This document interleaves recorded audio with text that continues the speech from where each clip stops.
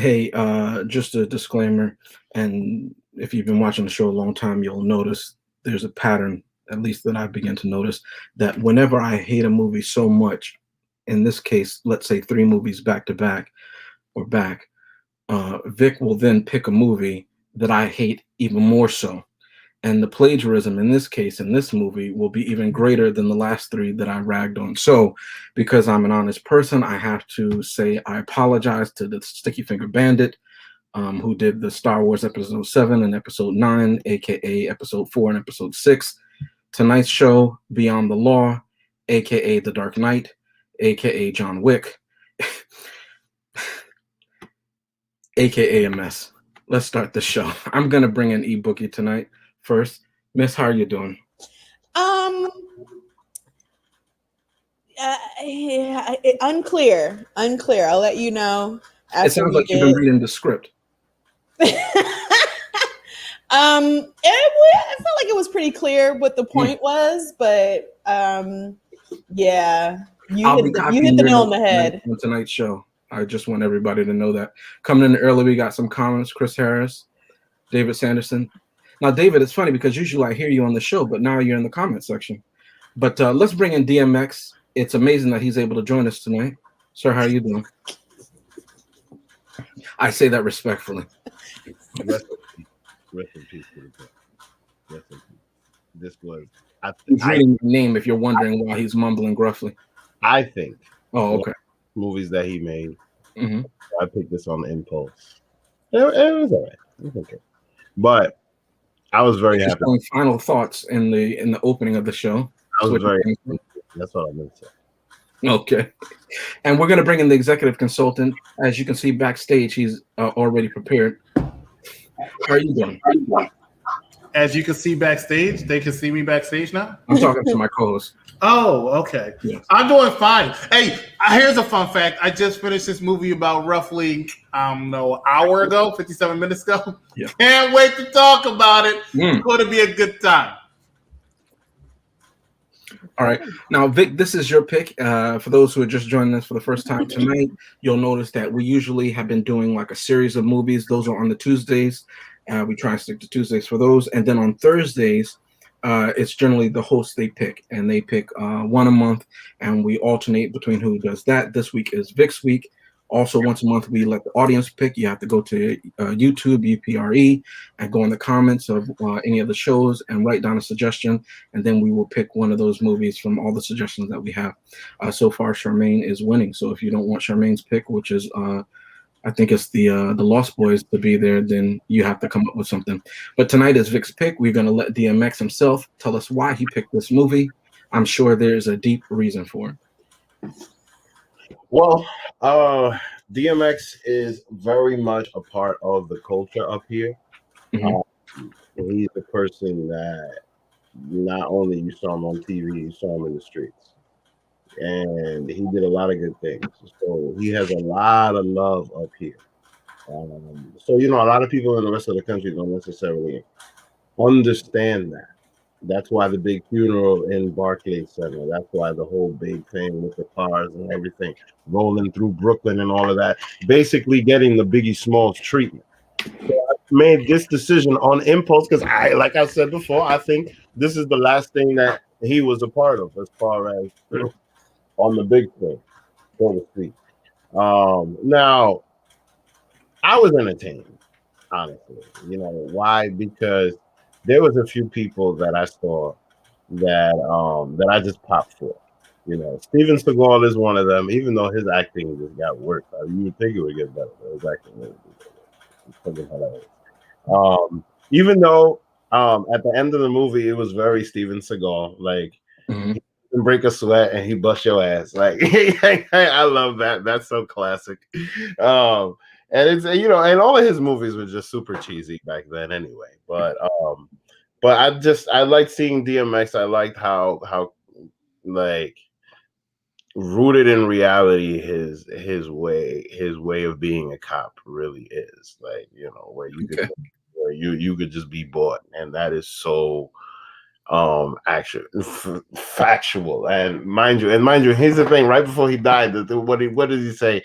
I make $48,000 a year. What do you know what I mean? I'm just like, that is so true. Oh man, these people are so funny.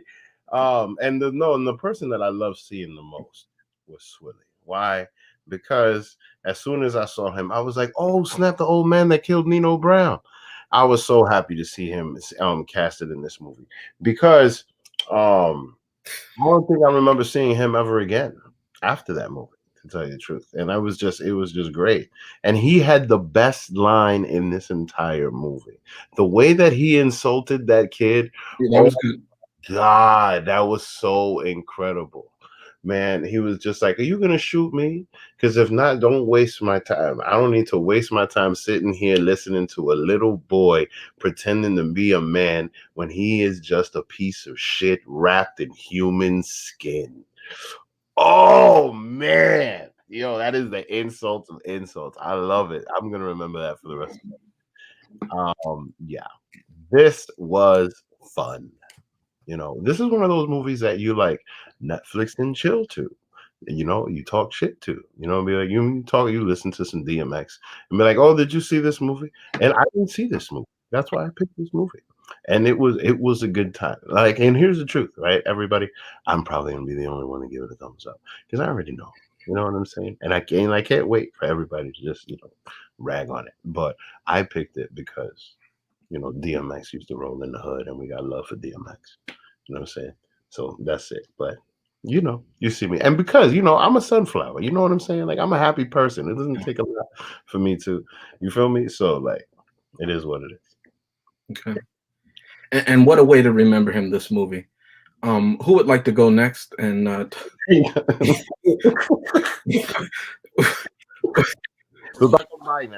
I want to go next. Audio. I don't know why they're laughing all of a sudden. I want to go next. Huh? I would like to go next. Oh, you're like, okay, go ahead. Sure. Yeah, I like that you mentioned that it felt like a Netflix and chill movie. It definitely did. In that it reminded me of like back in the day when Blockbuster was still out, and me and my boyfriend, who didn't have any money, so he was broke, he just had a Blockbuster membership. We would pick a video, he'd pick something relatively shitty that would not interrupt sexual interaction. Okay. And this is what that gave me. That being said, in the glimpses between sexual interaction happening, it was an enjoyable film. It wasn't innovative, wasn't groundbreaking. It very much so followed that John Wick format. I get that. It's big. That's cool. That's a thing right now. And I did enjoy seeing DMX, but that being said, that his final line was just so not good at all. It was realistic, very realistic, but it was just, I don't know what it was. It just wasn't, it wasn't good. But everything else that he did was very well done. Steven Seagal really stole the show with that accent, right, guys? His Cajun man accent? Yeah, I mean... Wasn't he in that show called New Orleans Warman or something like that? Wasn't that a show that he used to do? Yeah, he did used to be on one of those law shows. So it was. I think they filmed it right behind his house because that accent was thick out of nowhere all of a sudden. And I was a little thrown off about why the son didn't have a similar accent. I didn't notice that at all. And why he looked Irish. Yeah, well, people look how they look, but I was just really not ambiguous. Yeah, I wasn't seeing a connection there. Really only took a couple notes. Let me pull up my Beyonce journal. This is a good one. All right. I felt like the intro was really realistic. I thought that was very well done. Hated seeing more credits after that action scene of the robbery, but I thought it was well done. I thought that pulled me in. I will say that the first 5 minutes did pull me in. Hated seeing Steven Seagal say Fitna it just he said it at least twice, and it just never clicked for me. Took me out of the moment, and it just made me cringe every time. Every time I heard it, I prayed I wouldn't hear it again. I'm gonna say it happened twice, but it probably happened more times, and I just, was so traumatized I had to block it from my memory.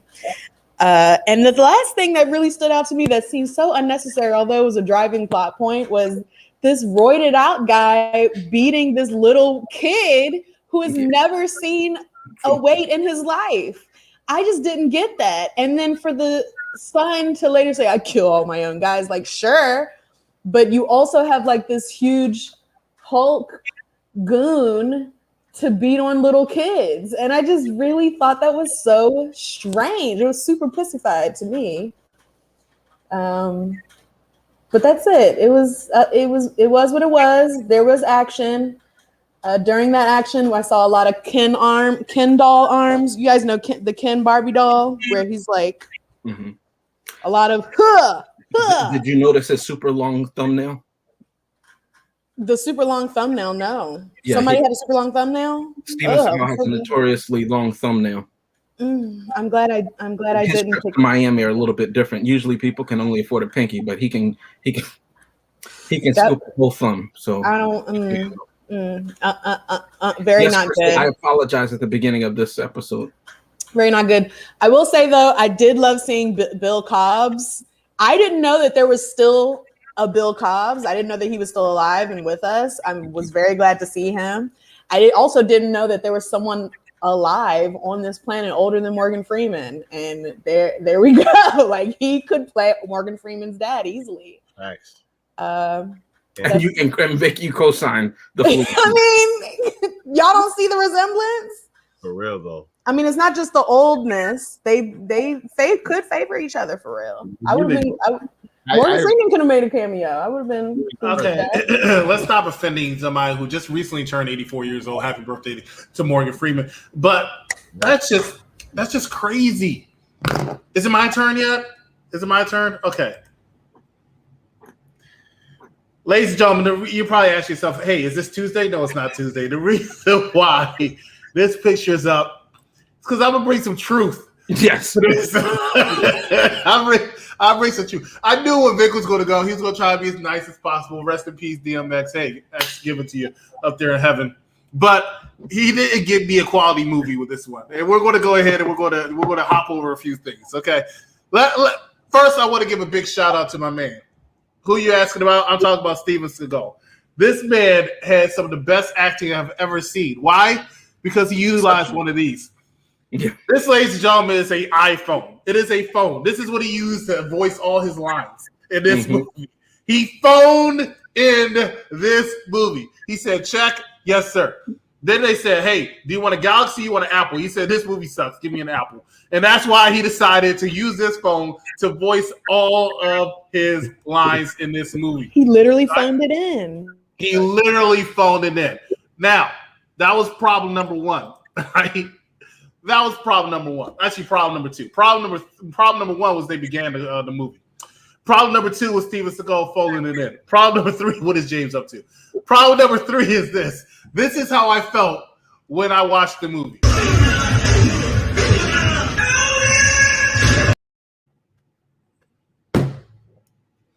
That is exactly how I felt when I watched the movie.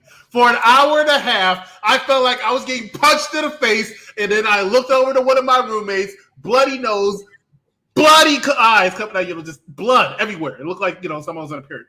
Bloody eyes, and I looked over and I said, help me! Why in the world did we not try to give DMX a little bit more respect, Vic, before we picked this movie? He came out with the great acting, such a detective, and he looked just like a detective. He was dressed like a detective and everything, Lord knows. I understand why he made $48,000 a year. So he came out, he dressed like that. And then he disappeared for a while. And I'm like, okay, good. He don't even have a big role in this movie, so we don't have to watch any more of him to bury himself. No pun intended. And when that happened, then I had no choice but to see him come back, and then he has to I don't know what's going on. He's playing this side. He's playing this side. Like, you had a problem with the kid dying, but now you don't have a problem with the kid dying. You want to help out the father, but you don't want to help out the father. You want to help out the little kid, but you're feeding information to the other criminal father. And then the criminal father doesn't like the fact you killed the dude, the little kid, even though he knows the guy, and the guy used to be rough, but they talking like they're friendly. But now he says, I must kill you. So now I'm letting you know I'm going to kill you. And you can tell I'm going to kill you because I'm giving this monologue before I kill you. So now I have to give you a chance because you acted like John Wick or the guy from Taken. You're acting like them and you're killing everybody. So I'm giving you the notice I'm going to kill you. This is why I'm going to kill you. But instead of you shooting me or attacking me right now, you're going to let me get my slow 74-year-old ass up and then chop you. I don't understand what that was about, only for him to get shot. And then he's laughing and he has time to also utilize one of these and then say, hey, I recorded everything to 911, who just sat there and decided I'm going to listen to use this as evidence instead of actually trying to get somebody over there to save you. This movie was beyond the law because it was beyond ridiculous. All right. It was beyond comparison to any other movie before its time. Chrissy, Cedar Superior, actually put Justice for Casper. I can understand why you put Justice for Casper after this movie. Justice for Casper, Justice for Tactical Force, Justice for me for wasting an hour and a half to make sure I rushed home to make sure I'm going to see this movie. We're not going to put off another movie. And then E Boogie, thankfully, she said, hey, I just watched the movie. I'm just doing my homework last minute. I see you did well in school. I'm just doing my homework last minute. I'm going to be late. Thank you so much for making it late because it gave me time to wipe the blood from my eyes and watch this movie. That is my bit. Stay around for final thoughts. All right. I'm just taking notes, as you know I do throughout these shows. Chris said it, and I said something similar. This movie reminded me of several other things except an actual movie. It was almost like I'm watching a spoof. I'm Gonna Get You, Sucker. Scary movie. I didn't know where we were going. It was supposed to be action packed, but there was no budget for it, and the action star was overweight. So hence they just monologued it, as Chris said earlier during his time. Now. Erin said that it reminded her when she used to go to Blockbuster. But back in the day, and some of you young people may not appreciate this, there was Blockbuster. And for the time, Blockbuster was the place because that was the only place, really. You had like video, whatever, in your local area, but Blockbuster was the big thing. But then there was a place called Hollywood Video. And Hollywood Video had Blu-ray when Blu-ray came out. And nobody went to Blockbuster if they could help it because Hollywood Video had all the latest things. And they didn't have the VHS. They had the Blu-ray and the DVD, right? This movie would never be found in Hollywood Video. That's my point. It would be found in Blockbuster, okay? Now, Vic said that DMX has a large following and in New York. That's where he's broadcasting from. And I hope that nobody in New York watches this movie. I say that respectfully. Now, what did I think about this movie? As I said, it starts out with the bank heist from The Dark Knight. Now, I watched it and I said, oh, I'm having deja vu. This is another Star Wars movie because they're completely copying that. And no, it was a new movie that Vic picked, and it was the bank robbery scene from The Dark Knight. Then they had Baby Driver in there. That was spoofed in this movie. I'm talking about Chance, the kid that got beat up and cried, even though he's hanging out with criminals, okay? We talked about DMX. I don't know if DMX was supposed to be a beat cop. I don't know if he was supposed to be a detective. I don't know if he could speak English in this movie. But if he was undercover, he really took that to a new level because in the movie, and I wish I had a picture to show you, but if you watch the trailer, he has a full neck tattoo and tattoos all over the place. Now, I've heard of undercover cops, but that is dedication to a 40,000, as he says twice in this movie, career that I've never seen before, right? So who's buying that he's supposed to be a decent, upstanding cop when the big turn in this movie is he's been dirty the whole time and it's not really Frank Castle, aka Chance's dad? All right, hint on my recast it later if you know who Frank Castle is. I just like to say, and I appreciate it, it's not even February, but every time I saw a black person in this movie, I heard the N-word or rap music, and I'm always just appreciative of that. We did some quotes. We haven't done quotes in a long time. Now, let me just put up this banner because it is 2021 and I want to be respectful to a generation that I'm not a part of. I call this a coddle alert.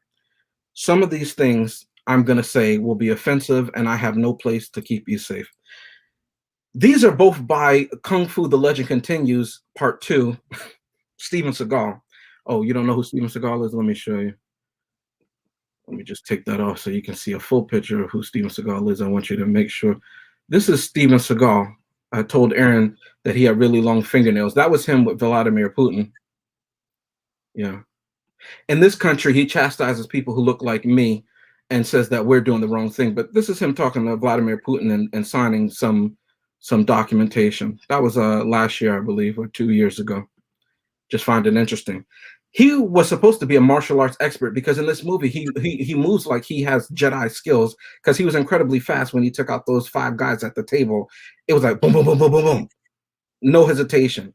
And so I thought this would be Steven Seagal in this movie. But no, I was wrong. This was Steven Seagal in this movie. And he could barely move. And I was like, what's going on? But anyway, that's Steven Seagal. And I want to attribute these quotes to this man. His character name in this movie is Adair, all right? As in, I dare you to move, I dare you to act, I dare you to earn this paycheck. But anyway, the first quote in this coddle alert section is called, I'm tired of telling you over and over and over again the same motherfucking thing. I could relate to that. I love that quote. I thought that was one of the best quotes. Now, this one will probably get me into trouble. That's why I'm not using my real name. But I don't mean this as a negative to anybody. I'm not talking about people. I'm just talking about people who do stupid things when I say this. And that's how the character uses it in this movie, okay? But he says this quote, and it was funny, and I have to admit I laughed at it. I'm sorry, I was born in the 80s, whatever. I feel like I'm talking to a retarded child. Again, I could relate. And he really earned that line. He said that with emphasis. Like he's like, I don't understand what you're doing. I just told you not to go after this guy and you did it again. And then he says, I feel like I'm talking to a retarded child. So I could relate to that. I could relate to that. So again, I say coddle alert because nowadays everybody has to feel safe. But again, I'm not talking about people. I don't have to tell you not to drink bleach, not to drink bleach, all right? I'm just saying that. Anyway, let me go back to my notes because I did write them down. I mentioned spoofs. Yeah. I mentioned neck tattoos. Yeah. Oh, sorry. Again, the plagiarism. Steven Seagal. Even though that was Steven Seagal, let me show you a picture if you missed it the last time. No, that's the wrong picture. This one. There it is. That's Steven Seagal in this movie. He moved as fast as Rey did in the Last Jedi, in The Force Awakens. This was Steven Seagal in this movie, even though he looked like this, and this was Kylo Ren. But it was incredible. He had the Force was strong. Maybe the Metachlorians went to this galaxy years later, and maybe they just move at a slower metabolic rate, and that's why he looks like that. But you shouldn't underestimate him because this is a karate man, to quote Eddie Murphy in Trading Places. So that's a deep cut to a movie that I hope to come back to later. Oh, did I forget anything else? What? For a second, I'm actually surprised, James. That was quick. That was a quick cut. Normally, I did, Chris. I had a pillow right here on my desk. I did forget one thing. What's up? I meant to say, as I watched this movie and I realized that it would make absolutely zero sense to me, I quickly paused it and saw how long I had left in this movie. Oh my God. And then silently, and with some tears in my eyes, I cursed Vic the fuck out. I do love him. I just want to say I don't hold it after personal. It's just your pick. But I did curse you out mentally in my head for making me watch this movie. And that's all I have to say so far. Ladies and gentlemen, find out what we're going to be reviewing next week here at Unpopular Review Entertainment. Stay with us. We'll be right back. Final thoughts coming up. You're watching Unpopular Review. If the Empire has this kind of power, what chance do we have? You're all rebels, aren't you? Save the rebellion! Save the dream! They are requesting a call sign. It's, Rogue. Rogue One. Is this guy supposed to be the ultimate badass? I'm I'm looking for Llewellyn Moss. You go up to his trailer? Yes. Do you want to leave a message? Yes. You don't understand. Tarantino and Rodriguez are back. Do I find you? This is my scar. It's your car.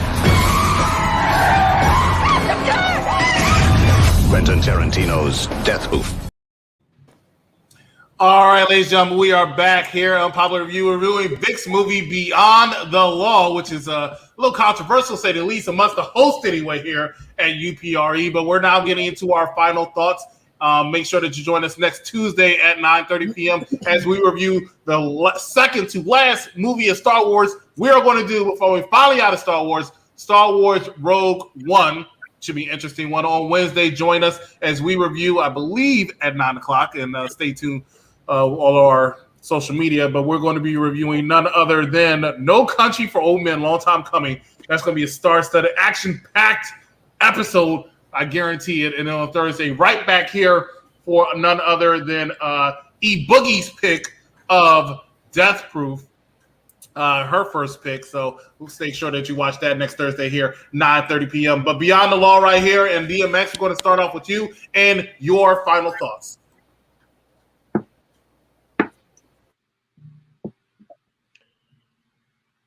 My ego was not in these choices. I made this choice because of DMX. Point blank, period. I was entertained by the people that I saw. The acting wasn't good. Clearly. You know what I mean? The lines, though, things that are going to stick with me for the rest of my life, in my opinion. Like I said in the beginning, this is definitely a Netflix and chill movie, a Blockbuster or Hollywood Video, or even the bootleg. Actually, no, it's the bootleg guy that's next to the ice cream shop that has the few videos. That's where this belongs. Okay, it's one of those things at the end of the line, and that's fine. That's okay. But shout out to DMX for getting a paycheck. And mind you, here's the other thing. One of the most gangsters things that I love that he did was when he was in the bar, and then the bartender was just like, "Oh, listen, you want another one?" He's like, "Nah, give me the bottle." And then the bartender's trying to give him another drink. He's like, "No, the bottle," and it's Hennessy. And like, they got to check for that. That was just beautiful. Like, he was just getting checks all day, all over the place. Like, you know what I mean? That show shit was just rooted in so much reality. Let me tell you something. You drink some Henny, you smoke a blunt, something, you watch this movie, you're going to have a good time. That's all I'm going to tell you. You know what I mean? Everybody's going to shit on it because it's not, an Oscar-winning performance. That's okay. It doesn't have to be. It's a good time. So, thumbs up.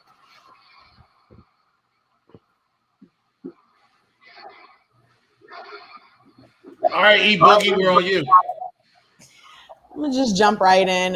You are right. You definitely should smoke a blunt before watching this. I did, and it made it more enjoyable, more bearable at the very least. If I had a shot of Hennessy, I might have enjoyed it 3 times more. But that being said, you can reinvent the wheel. The wheel. You can reinvent the wheel, but you have to have the right tools to do it. And Steven Seagal and DMX are not the only right tools. And for the fraction of time that both of them were in this, it just was not enough for me. Like, even with the cringe that accompanied both of their performances, I still would be drawn to watch this knowing that both of them are in it. Oh God. I'm gonna give it a thumbs up for a Saturday night in. If you have absolutely nothing better to do, absolutely, but a pending thumbs up with an shot of hen and a blunt and a boo. Well, considering the fact that I cannot stand Hennessy, I won't be able to do that. Consider the fact that I don't have a boo, I will not be doing that. And consider the fact that I do not smoke, I will not be doing that. But ladies and gentlemen, we're talking about Beyond the Law, and as you know, I got some facts. We're going to start off with the facts. This movie got a 2.2 out of 10 on IMDb.com. And it cost exactly $222 to make. So as you can see, $220 of that went to Steven Seagal's salary. This movie got a 4.0 out of 10 on IMDb.com. And then box office, it cost about $5 million to make. And it just didn't register as how much it is. And I was attentive. I was just making sure to get ready. Ladies and gentlemen, this is my final thoughts of this movie.